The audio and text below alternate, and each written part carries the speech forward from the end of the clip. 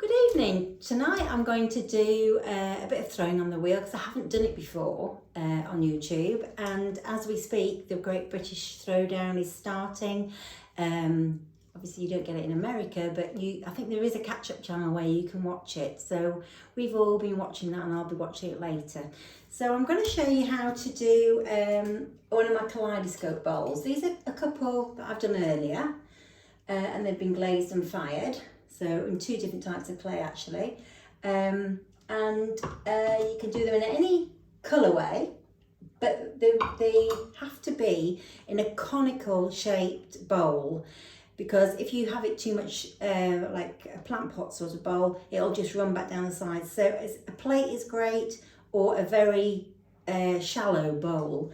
And what I'm painting it with as it spins, I'm going to base coat it in grey. It says white because I've actually made the grey, because this is my own colour to clay, which comes in 18 colours. So I've just put some black to some white to make a grey to start with, and then I'm going to use black and orange and this lime green to create the bowl.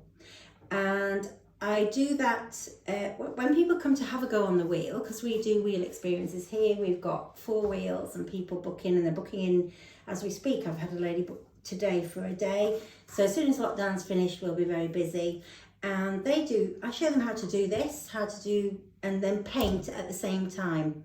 So it doesn't actually have to be dry at all. I have done one earlier here because it's quite large and I wanted to perfect it because I'll sell it later.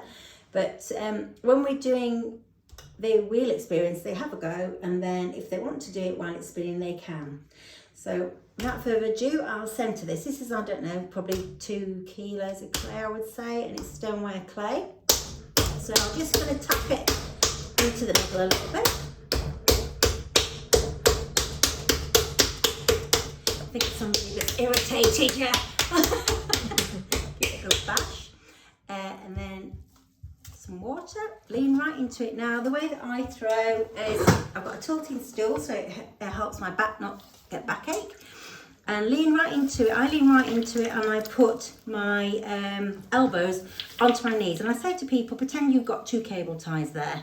Now you see that's gone to the middle fairly quick, but if I was up here it would have taken a lot longer. So I'm going to cone it up and down, so I push my hands right down to the bottom and then cone it up. And then I put my hand slightly behind it and down. Now if for some reason you find that this is too big, piece of clay, you cone a small piece up like that. And then pushing it down. So squeeze it up. And I put my hands slightly behind it and then push forward slightly, and it goes down. Now I'll bring all of it together, so squeezing it up. Does that make it easier to? It makes it much easier to do rather than using a lot of muscle. You shouldn't be using your muscles really, you should be using your body weight. So push down, use the heel of your hand and sort of do it at 3 o'clock and 9 o'clock. Squeeze in, slide up, hand behind. Now if you find it hard to get into the centre, put your elbow into your belly and lean forwards. And with however much you weigh behind it, it hasn't got a chance. So that's probably coned enough.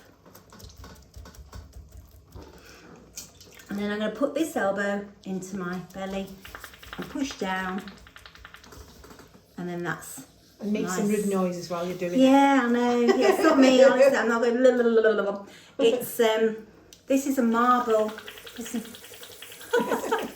It's a marble top with an insert that I've made so that I can have lots of inserts and keep just picking them off the wheel. Right, so I'm going to put a hole in the middle. Now, some people go like this and drill bullseye, so you can mark it and drill. Or give it a hug at 3 o'clock and 9 o'clock and put your thumbs down into it. And then open up a little bit. And then I'm going to put a damp Hydro sponge in and just open it up just a little bit.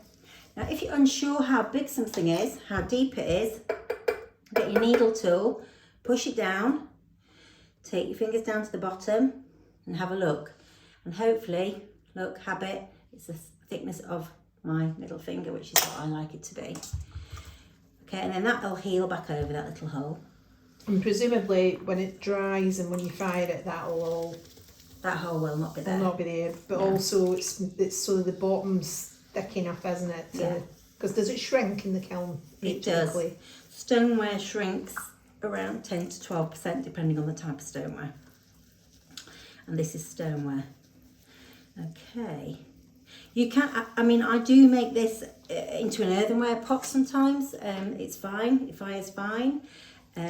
But on the shelf we have them and people can choose to do, because we sell the bisque as well. If I'm not going to paint it later, we sell the bisque and they can choose how they want to decorate it in stoneware glazes, or these underglazes all go up to stoneware temperatures of 6. The only one that's just a little bit not fantastic is the purple and the dark pink, but the other 16 are fine.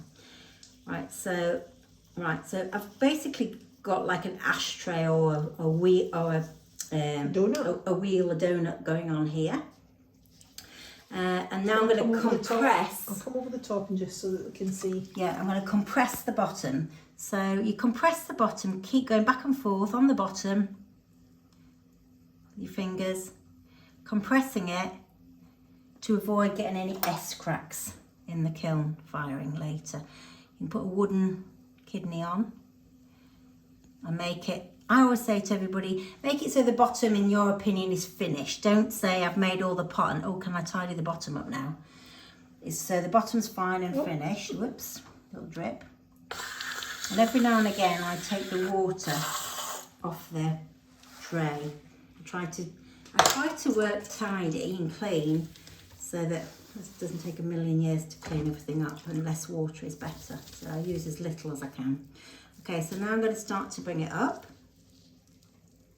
So I'm making this kaleidoscope bowl, so it's got to be quite shallow, so I don't want it to have a big bottom. Now I'm going to put my hand here and push the sides and it'll start to come up.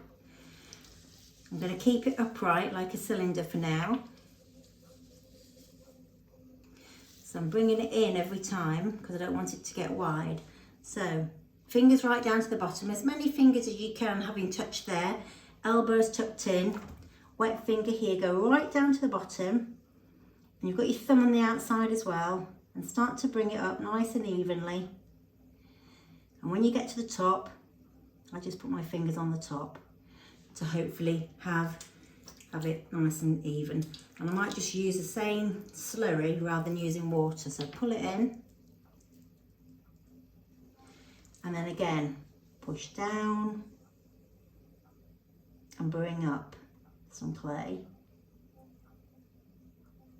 And I'm probably working at not quite, I wouldn't say half, probably half speed. Not too fast. And if you get a build-up of water in the bottom, make sure you get rid of it, because you don't want a soggy bottom or an S crack. So down to the bottom, keep tucked in, and bring up some more clay. See how it's going. Now I felt a little air bubble, which is naughty because it's a new sack of clay and I did wedge it, but not probably for long enough. So I'm just going to go crisscross, pop it, it's gone. And every now and again I get a wooden tool and I'll just take off a little bit of the slurry and compress it to keep it tidy and keep it strong, and so I can go a bit longer with it, because when we do an experience, we don't want the pot to be done too quickly because everybody goes home with great pots. Right, a little bit of water, it's a vicious circle, and back up again. So keep hand right down to the bottom, hand right down to the bottom, right down to the wooden plate, and push, and then start to bring it up. Now I'm going a little bit slower because it's getting thinner on the top.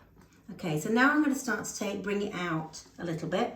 So I'm going to get my knuckle like this, and I'm going to get a damp sponge on the inside and put my knuckle into here and bring it up and out slightly.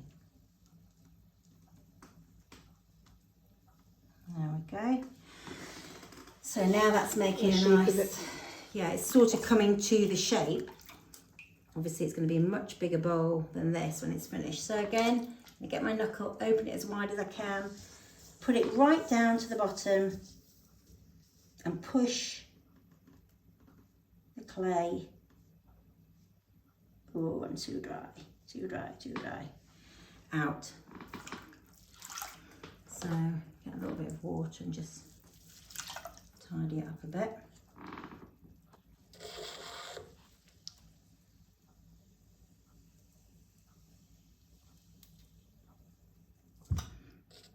That's amazing how it came right out there. Yep. Is that experience, Rachel, knowing how? What, when it's going to start to wobble? Yeah, you just think this is not in control, so I'm going to compress it with a sponge and a tool rather than my hands. But everybody does it slightly different, I suppose. And is that to get rid of some of the water that's built up? Gets rid of some of the water, yeah, and Stabilises it. Little air bubbles there. Look. Yeah, and just stabilises it, because if it's, I'm now pulling this out to an unnatural shape. Well, not an unnatural shape, but it's going to be top heavy to the base, and this clay is extremely soft. It's a brand new packet, and I get out there, and if I've not got it compressed and stable, we'll have a gone. So right now it'll get to the stage where you can't actually get underneath. So in order to tidy it up, I'm going to get this tool here. I call it my little ballerina tool because it's like a little ballerina toe, and I'm just going to go into the side here and take away some of the excess. So this is making it really tidy. It's really important to have it very tidy. And if I was to chop this up, now I can actually see just by looking at it, if you can bring it over, Liz, the camera. I don't know if you can, but you can see it's got a ripple there because it wants to collapse. Because it's soft. Because it's soft clay. Yeah. Now, that's usually what I get every time I do when I throw. But you think, no, please, you're not gonna. I'm gonna compress you some more. So again, you're trying to get the water out of it so that it... Now what I would really do at this stage, because this is going to come out here, it's such a lot of clay, so I would either leave it and go away, or I get my trusty heat gun or gas burner and just blast it. But I'm not going to do that because you don't really want to listen to a machine for 5 minutes just taking that out. So I'm going to just take it out gently.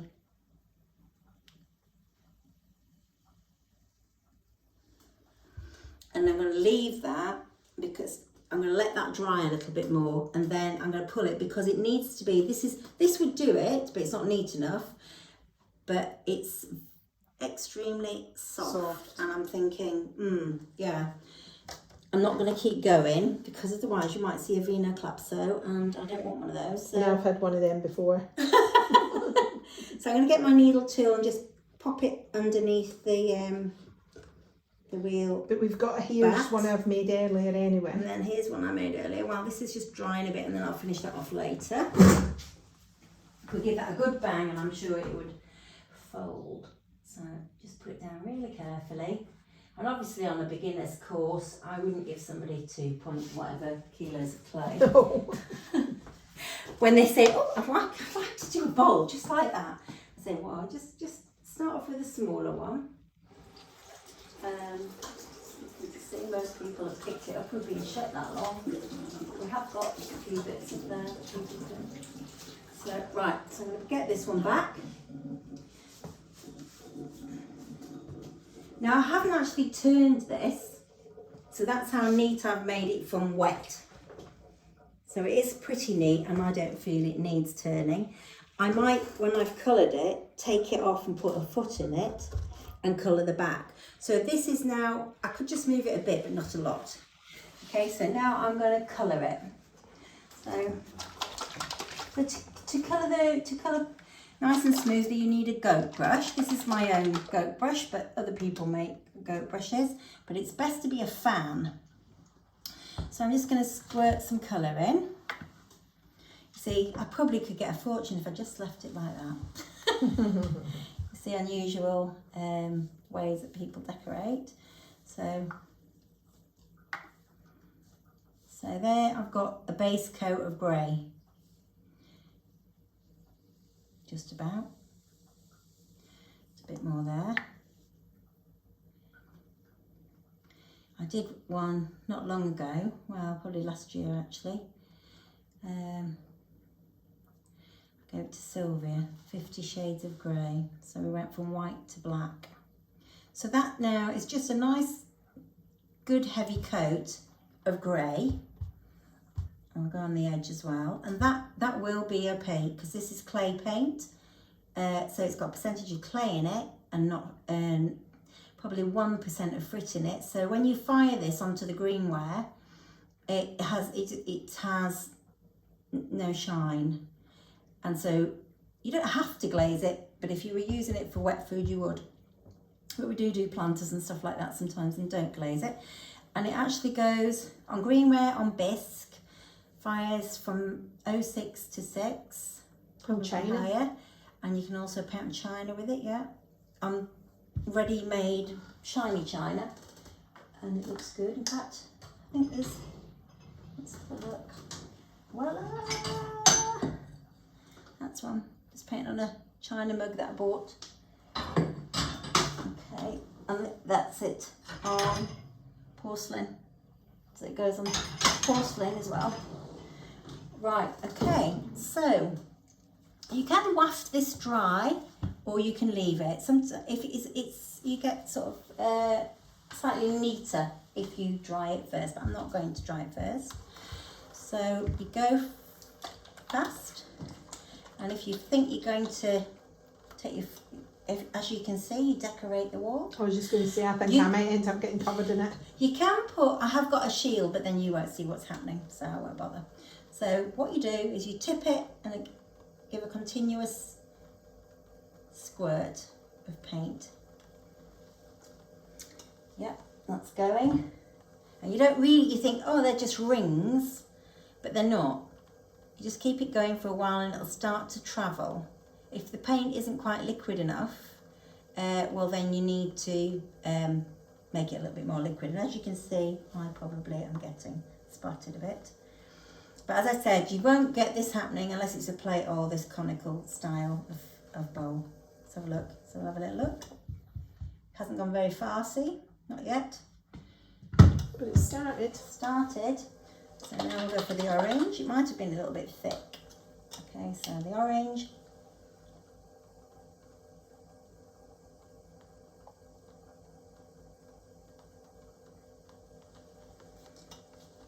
See? Look at the fairy ring. Oh, it's right over here. All on the walls. Good job. I have got it on me, look. I've got it on me. You just usually have this little ring all the way around. So let's see what that's doing. As long as it's on my penny and not my trousers. Look, see? That's starting to go.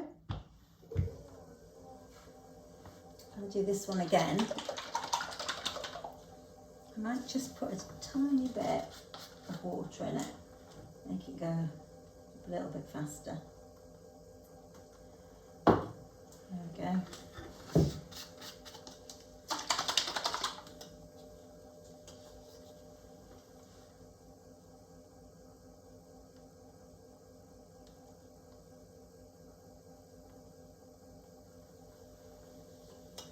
Now to the orange again. And you've got that going at full speed, haven't you, the wheel? Very full speed, yeah. It's the only time that I use the wheel full speed. And I take my foot off it because you can be tempted to slow it down. And you've just got to be patient and watch it happen. There is one on my Rachel Byass website at the bottom of one that I did, that I had somebody do a professional video. And that looks good because he slows it down and speeds it up. Now I can tell that's starting to go because it's not, can you see it's making your eyes go a bit frizzy? Yeah, you can see the lines going the up. lines, right, let's have a look then. Yay, that looks good. It's looking nice. Okay. Yeah. Oh, I've dropped a piece of dry paint there. Look off the lid. There we go. Right, okay. So sometimes you might think, I do want to dry it a bit because you might get mud, but because it's a video, I'm not going to worry about it too much, because if it doesn't quite turn out how I want, I can just take it all off. So I'm going to go with the black now.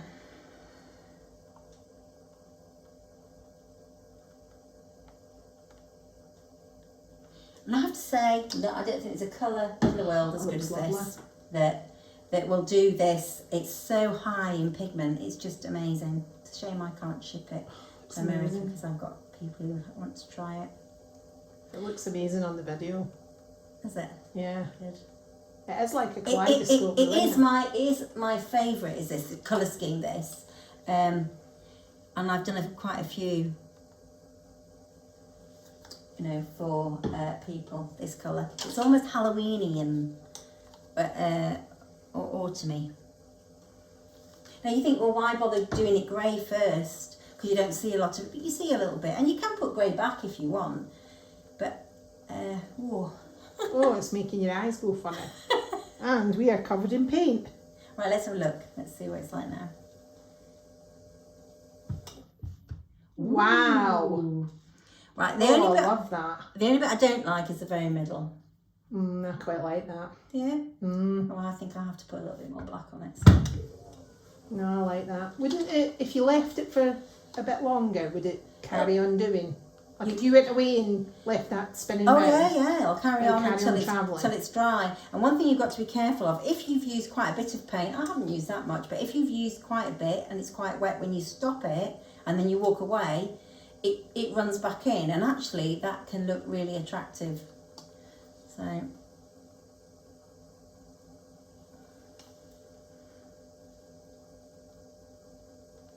Are you mesmerised, everybody? Yeah, I'm like, I'm going round and round. Everybody's going to be really mesmerised with this. Yeah. It's well, amazing. I'd like to hear your comments about it, because I wasn't going to share this, but I've decided to share it. Oh, look at the state of my window that I've just washed.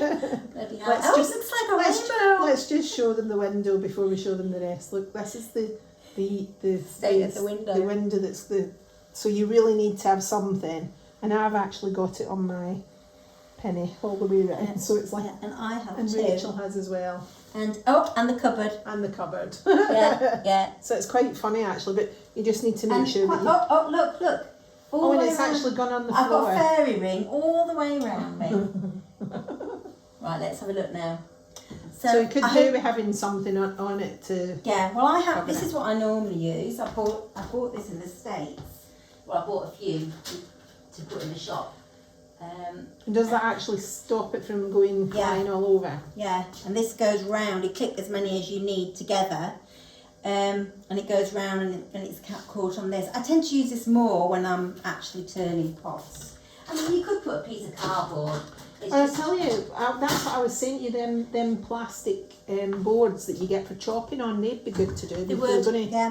They're bendy, aren't they? Or if you've had a pet that has one of those collars, you know, they've had an operation. I keep saying I'll go down to the vets and say, what's the biggest collar you've got? That collar stuff is like the plastic sheeting that you get to put on the, chopping boards.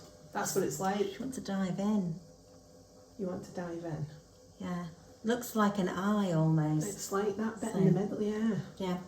Anyway, I think you've got the gist of it, and I hope you'll have a go. I hope you'll subscribe, tell your friends, and please leave a comment, because nobody ever does. So we don't know if you've liked it or not. So a thumbs up helps, but comment and subscribe, and let's see what this bowl is like. And this will be for sale on my site very soon. Wow. Oh, that's amazing.